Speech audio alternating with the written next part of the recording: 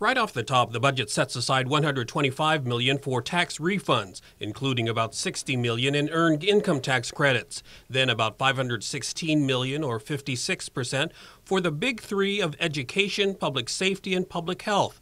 The rest of the government agencies and the other branches will split the remaining 32%, or $285 million.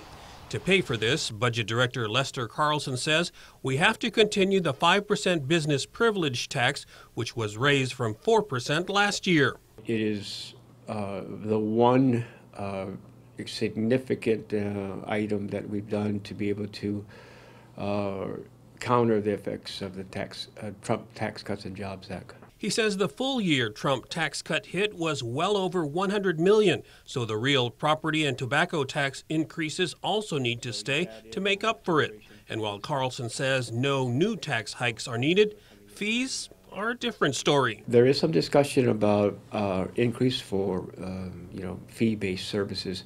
The Bureau has no problem with that because a lot of government services, the fee structure is 20, 25 years old, and the cost of providing those services have increased dramatically.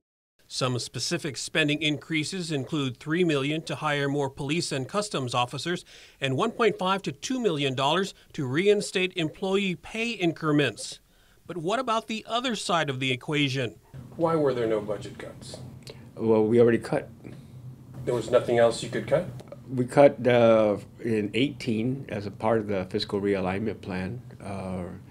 We went ahead and for 19, the legislature, the budget, basically had kind of like a reset to it. So all we're doing essentially is starting from that floor and work our way back up. But the administration also wants to cut into the deficit and ultimately set aside a rainy day fund for fiscal emergencies. If we anticipate $100 in government revenues, we only appropriate 98, and we use it at 2% for deficit reduction. The administration hopes to bolster its case with an economic outlook report that predicts moderate growth, an increase in Japan arrivals and military buildup related construction, and more new restaurants and other economic activity. I think all of us were pleasantly surprised at the very, very warm re-welcoming of Jollibee. So the stage is set for the budget hearings with senators who themselves are keen to come up with their own spending priorities